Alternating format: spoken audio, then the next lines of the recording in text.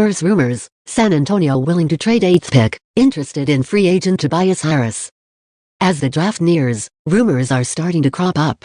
This year the Spurs are expected to be a major player, as they have 2 lottery picks along with some potential cap space to play with in free agency, so it's not surprising to see them mentioned in recent reports. First, it appears the Spurs have made the 8th pick available in trades, according to Yahoo Sports' Jake Fisher. Second, the Spurs are one of 5 franchises expected to be in the running to sign free agent forward Tobias Harris, according to Bleacher Report's Chris Haynes. Let's look at both reports and try to figure out if they make sense. Trading the 8th pick for a future first would be a smart move. Fisher doesn't elaborate on what the Spurs are looking for in a trade involving the 8th pick, so all we know is that they've reportedly made it available. It's a significant piece of information, as it shows that the front office is not married to the idea of adding 2 lottery picks. If they do decide to trade the selection, hopefully they'll do it for a future first and not to move down in the draft, unless an offer they can't pass up presents itself. Just to be clear, trading down wouldn't be the worst thing in the world. It's possible San Antonio's front office is interested in a player or players who are slated to go later than 8th and are aiming to save some money on salary and get extra compensation for their 2nd lottery pick.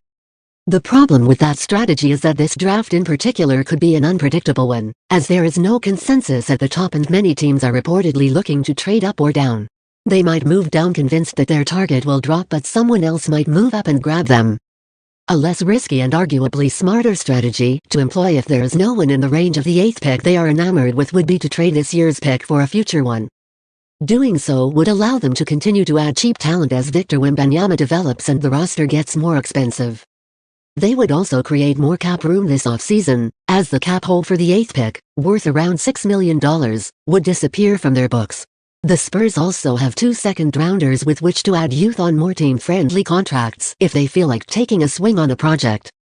We don't have much information about how willing the Spurs are to trade the 8th pick and for what return yet. If anything happens, it will probably go down on draft day. For now, it feels like moving the pick could be smart under the right circumstances, so it's not surprising to learn that the front office is open to it. Tobias Harris would be a good stopgap solution if he actually wants to be in San Antonio. The Spurs are one of 5 teams expected to show interest in Harris once free agency begins, according to Haynes. The others are Utah, Detroit, Dallas and New Orleans. Haynes mentions that a sign-and-trade would be necessary to get Harris to the Mavericks or Pelicans. It doesn't take an expert to recognize that there's a big difference between some of those suitors. The Mavericks are coming off a finals run and the Pelicans were a good team until injuries ruined them last season. Utah, Detroit and San Antonio, meanwhile, are still rebuilding. The good teams can offer Harris immediate winning but can't guarantee as big a role as the others. Haynes doesn't mention how much money Harris wants, but that's a factor too. So assuming the Spurs are just one of Harris' suitors, why would he pick them? The answer to that question matters. From a purely on-court perspective, pursuing Harris makes sense. He has been divisive for years with fans due to the enormous contract he signed, but he was a productive player and could still help many teams as a rotation piece going forward.